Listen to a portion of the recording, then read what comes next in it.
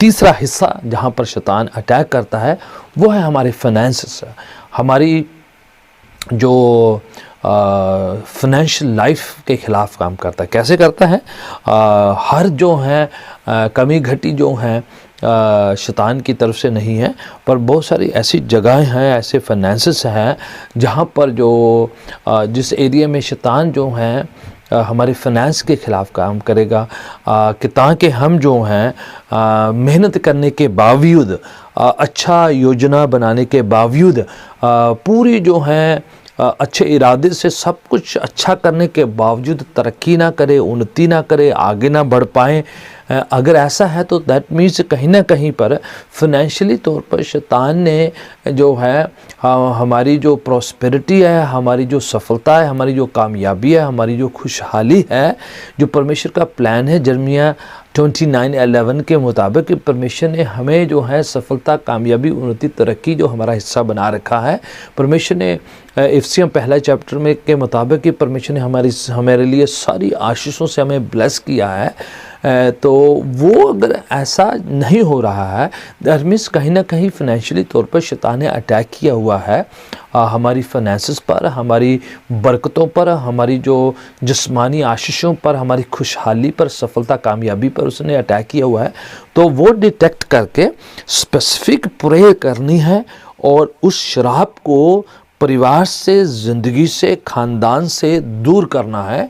ये जो है एक ऐसा एरिया जहाँ पर शैतान जो है मौका का फ़ायदा उठाता है। मलाकी चैप्टर 3 वर्स 11 में लिखा हुआ है, अगर तुम अपने दान दशवांश, अपनी जो फाइनेंशियल जो हदिया दान परमेश्वर के चरणों में लेकर आते, उसके घर पे लेके आते, परमेश्वर के खत्ते में बोते हो, तो वो नुकसान और नाशक को डांटेगा और हुक्म देगा कि वो आपकी ज़िंदगी में काम ना करे। एक वायदा है परमेश्वर ने वहाँ पर दिया हुआ कि अगर हम फेथफुली, वफ़ादारी के साथ अपने फाइनेंसेस को परमेश्वर के घर पे लेकर आते हैं, परमेश्वर के राज्य में बोते हैं, परमेश्वर के राज्य में डालते हैं, तो उसके नतीजे में परमेश्वर ने कहा है कि मैं आसमान के झरोकों को खोलूँगा, आसमान की बरकतों आपके लिए मैं खोल दूँगा, दरवाज़ों को, फ्लड गेट्स को, जो ऐसे बरकतों के दरवाज़े खोल दूँगा ताकि आप ब्लेस्ड हो फाइनेंशियली, स्पिरिचुअली एंड जिस्मानी तौर भी आप बरकत पाएँ, और वो नुकसान को, हर तरीके के नुकसान को, हर तरीके के नाशक को जो हमारे ख़िलाफ़ उठता है वो हमारी ज़िंदगी में आने नहीं देगा, उसे रोकेगा। तो नुकसान को बचा के रखेगा, नाशक को हमसे दूर रखेगा। ये शैतान जो है नुकसान लेके आएगा, किसी न किसी तरीके से तरक्की नहीं करने देगा, उन्नति ना करने देगा, सक्सीड नहीं होने देगा, सफल नहीं होने देगा, प्रॉस्परस नहीं होने देगा। वो किसी न किसी तरीके से हमारे धन को चुरा लेगा या उस पर अटैक करेगा कि हम सफल ना हो सके। तो अगर ऐसा है तो वाणी कह रही है कि हमें अपने फाइनेंस को सिक्योर करना है, परमेश्वर का हाथ उस पर रखना है, परमेश्वर की प्रार्थनाओं के द्वारा से परमेश्वर की बरकतें उस पर आने देना है। तो आपने अपनी फाइनेंसेस को खुदावन के चरणों में सिक्योर करना है, आपने उसे जो परमेश्वर के चरणों में स्पुर्द करना है। आपने जो है उस एरिया में आकर परमेश्वर को बुलाना है, उसके पवित्र हाथ को बुलाना है, परमेश्वर की कृपा को इनवाइट करना कि परमेश्वर ये एरिया है मेरा, फाइनेंशियल एक ऐसा एरिया है मेरा जहाँ पर शैतान नुकसान करता है, बरकतें आने नहीं दे रहा है और रोक रहा है मेरी आशीषों को। तो आपने स्पेसिफिकली तौर पर उस एरिया में परमेश्वर को पुकारना है और शैतान को झिड़कना है, डांटना है, क्योंकि परमेश्वर का वायदा है कि अगर हम परमेश्वर के चरणों में अपना फाइनेंशियल बीज बो रहे हैं तो नुकसान को दूर रखेगा और नाशक को दूर रखेगा, हर एक डिस्ट्रॉयर जो है उसको हमसे दूर रखेगा, ताकि हम तरक्की करें, उन्नति करें, फाइनेंशियल बरकतों को पाए। परमेश्वर ने कहा है कि यही एक ऐसा एरिया है जहाँ पर परमेश्वर कहते हैं कि मुझे परख कर देखो, बोले दान दशवांश मेरे घर पे लाकर देखो, फिर मुझे परख कर देखो कैसे मैं आसमान की खिड़कियों को, दरवाज़ों को आपकी बरकतों के लिए कैसे मैं खोल नहीं देता। सो प्रियजन, अगर आपने ऐसा नहीं किया है तो आपने परमेश्वर के चरणों में अपनी फाइनेंसेस को स्पुर्द करना है, उसके खत्ते में बोना शुरू कर देना है। आपने अपनी ईमान निष्ठा जो है फाइनेंशियली तौर पर परमेश्वर के लिए लगाना है। परमेश्वर कहता है वचन में, जो दोगे तो तुम्हें दिया जाएगा खुशी के साथ, आनंद के साथ आपने ये सोचना है कि परमेश्वर किसी का कर्जदार नहीं रहता है। अगर आपने परमेश्वर को दिया है तो मल्टीफोल्ड वापस वो रिटर्न करेंगे, हमें वापस देंगे, वो रखेंगे नहीं। परमेश्वर को हमारी जो है चीज़ों की ज़रूरत नहीं है, उसी ने सब कुछ दिया है।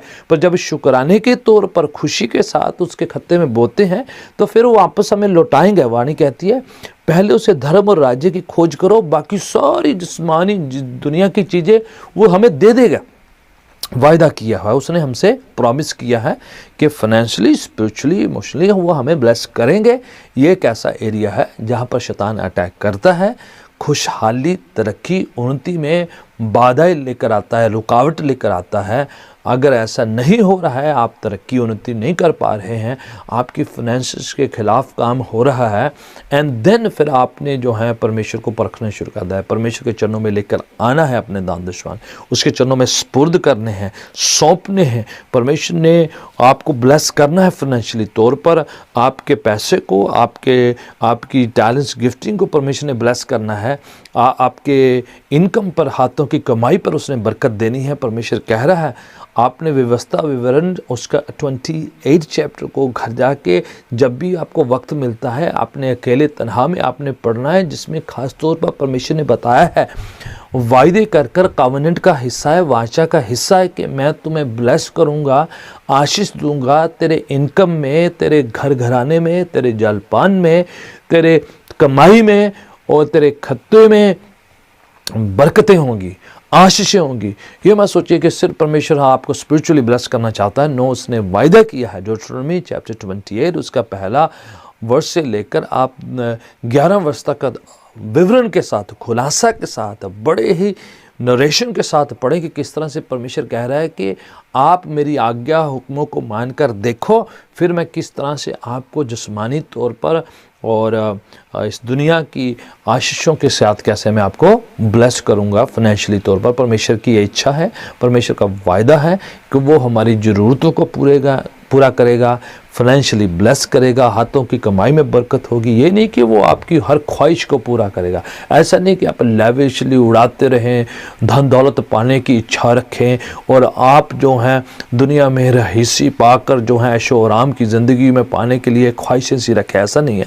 परमेश्वर हमारी सारी ज़रूरतों को पूरा करेगा, परमेश्वर हमें ब्लेस करेगा, परमेश्वर हमें जो है आशीषें देगा ताकि उन आशीषों से आप परमेश्वर के नाम को जलाल दे सके, परमेश्वर का गुणगान कर सके और उसके राज्य की बढ़ोतरी कर पाए।